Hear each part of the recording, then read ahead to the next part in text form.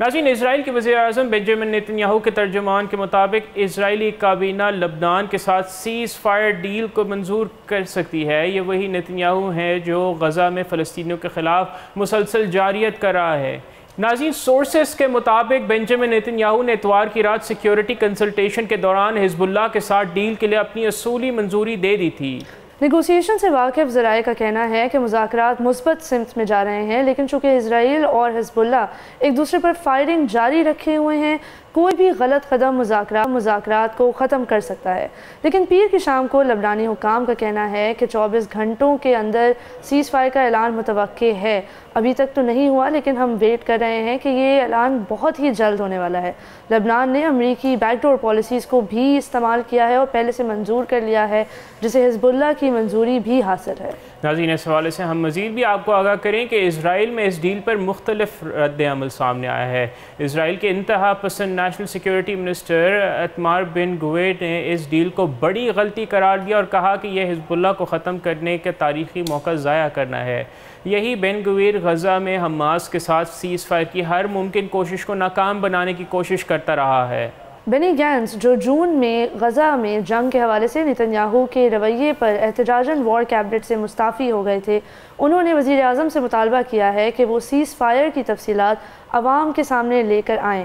ان کا کہنا تھا کہ یہ شمالی علاقوں کے رہائشیوں، فوجیوں اور اسرائیلی شہریوں کا حق ہے اور انہیں معلوم ہونا چاہیے کہ کیا ہو رہا ہے۔ ناظرین، شمالی اسرائیل کے رہائشی جن میں سے بہت سے جنگ کی وجہ سے بے گھر ہو چکے ہیں اور ساتھ ہی بارڈر کی دوسری طرف جنوبی لبنان کے رہائشی بھی اس ممکنہ ڈیل پر تشویش کا اظہار کر رہے ہیں۔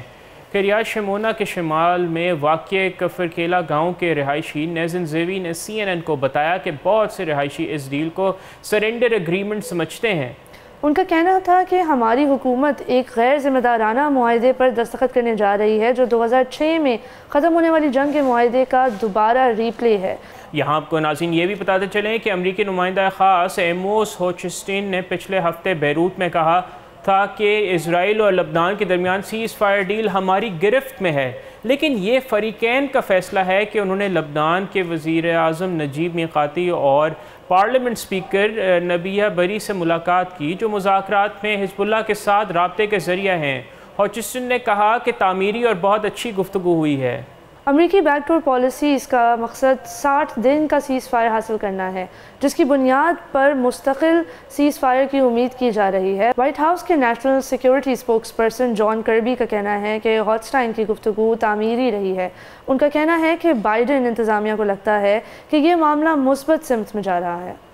ناظرین، اسرائیل کے ہوم فرنٹ کمانڈ نے منگل کے اہم ووٹ سے پہلے حزب اللہ کی راکٹ فائرنگ کے بڑھتے خطرے سے خبردار کیا ہے اور پیر کو شمالی اسرائیل کے کئی حصوں کے لیے اپنی حفاظتی ہدایت اپڈیٹ کی ہیں۔ ناظرین، یہ واضح ہے کہ اسرائیل کی فوج کو اب بھی اپنی سلامتی کا خطرہ ہے اور جس کی سب سے بڑی وجہ انہی کے ظالمانہ اقدامات ہیں۔ یاد رہے کہ اسرائیل نے پچھلے سال 8 اکتوبر کو غزہ میں فلسطینیوں اور حماس کے ساتھ یکجہتی کا اظہار کرنے والے حزب اللہ کے اوپر حملے کے بعد سرحدی جھڑپوں کے جواب میں ستمبر میں لبنان پر بڑا فوجی حملہ کیا تھا۔ اس کے بعد سے اسرائیل نے زمینی جارحیت کی اور حزب اللہ کے کئی لیڈرز کو شہید بھی کیا، جن میں اس کے بانیوں میں سے ایک حسن نصر اللہ بھی شامل تھے۔ جب تک اسرائیل اپنی توسیع پسندانہ پالیسی سے باز نہیں آتا، مستقل امن کی کوئی امید نہیں۔ تو آئیے ہم آپ کو بتاتے ہیں کہ اس ڈیل میں اصل میں ہے کیا۔ اسرائیل اور لبنان کے درمیان امریکی ثالثی میں ایک سیز فائر ڈیل کی تیاری ہو رہی ہے۔ حزب اللہ کے ساتھ یہ معاہدہ شمالی محاذ پر جنگ کو روکنے کے باعث بنے گا، لیکن یہ معاہدے دار اسرائیل کی طرف سے ایک اور سازش ہی لگتی ہے۔ تحت 2 ماہ کی ابتدائی سیز فائر ہوگی، جس کے دوران اسرائیلی فوجیں لبنان سے نکل جائیں گی اور حزب اللہ لیتیائی دریا کے جنوب میں اپنی مسلح موجودگی کو ختم کر دے گا۔ یہ دریا اسرائیلی سرحد سے تقریباً 18 میل دور ہے۔ جیسے ہی اسرائیلی فوجیں جنوبی لبنان سے نکلیں گی، لبنانی فوج ہزاروں فوجیوں کو ان خالی علاقوں میں تعینات کرے گی۔ یہ تعیناتی اقوام متحدہ کی آبزرورز فورس کے ساتھ ہوگی جو پہلے سے وہاں موجود ہے، لیکن یہ معاہدہ حقیقت میں لبنان کی خود مختاری کو نقصان پہنچانے کا ایک اور طریقہ ہے۔ नाज़रीन, चैनल 12 जो कि एक इजरायली चैनल है, उसकी रिपोर्ट के मुताबिक इसराइल का लबनान के अंदर बफर जोन बनाने का कोई इरादा नहीं है, जैसे कि 1982 से 2000 तक कायम था। फ़ौजें बैन-अल-अक़वामी सरहद तक मुकम्मल तौर पर वापस आ जाएंगी और उसके अलावा लबनानी शहरियों को जनूबी लबनान के गाँव और कस्बों में वापस जाने की इजाज़त होगी जहाँ से उन्हें निकाला गया था। लेकिन इस मुआहदे में एक ख़तरनाक शिक ये है कि लबनान ने मुल्क में तमाम हथियारों की ख़रीदारी और प्रोडक्शन की निगरानी का वादा किया है। इसराइल ने मज़ीद गारंटीज़ मांगी हैं ताकि ये यकीनी बनाया जा सके कि हिज़्बुल्लाह के हथियार सरहदी इलाके से हटा दिए गए हैं।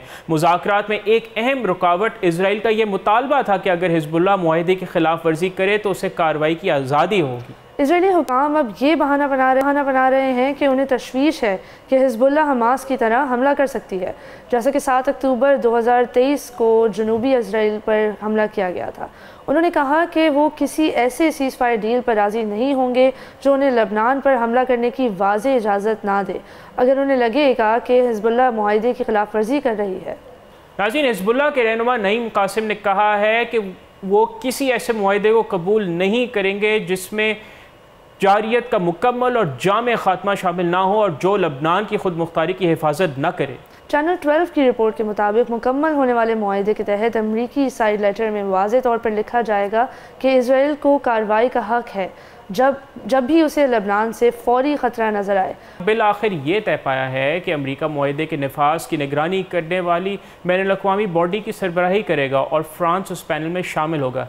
अमरीकी एनवॉय एमोस हॉटस्टाइन ने इसराइल को वाज़ेह कर दिया है कि अगर फ्रांस बैनुल-अक़वामी निगरानी बॉडी का रुकन नहीं होगा तो ये मुआहदा भी नहीं मंजूर किया जाएगा। लबनान बरतानिया को कमेटी का हिस्सा बनाने से इनकार कर रहा है, लेकिन ये वाज़ेह नहीं है कि फ्रांस के हवाले से इसराइल की रियायत के बाद लबनानी हुकाम ने अपना एतराज़ कैसे वापस ले लिया। नाज़रीन, यहाँ ये बात भी नाकाबिल फ़हम है कि ये कमेटी मुआहदे की निगरानी में किसी तरह मुअस्सर होगी। 2006 में जब करारदाद 1701 मंजूर हुई थी तो उसके बाद हिज़्बुल्लाह ने कभी जनूबी लबनान में अपनी मौजूदगी ख़त्म नहीं की, जबकि लबनान का ये कहना था कि इसराइल की बाकायदगी से उसकी फ़ज़ाई हदूद की खिलाफ वर्जी करता है। लगता है अमरीकी हुकाम ने अपनी तरफ से कोशिश तो बहुत की है कि सीज़ फायर के ऊपर कोई बात हो और मामला तय पा जाए, लेकिन अभी तक तो नहीं तय पाया है। उम्मीद हमें ये है कि कुछ दिनों में हमें ये खबर जल्द मिलेगी, लेकिन जो सीज़ फायर की डिटेल्स हैं उसको देख के ये लगता नहीं कि किसी किस्म का सीज़ फायर है। एक तरह से देखा जाए तो ये एक बहुत बड़ा मुतालबा है कि थोड़े दिनों के लिए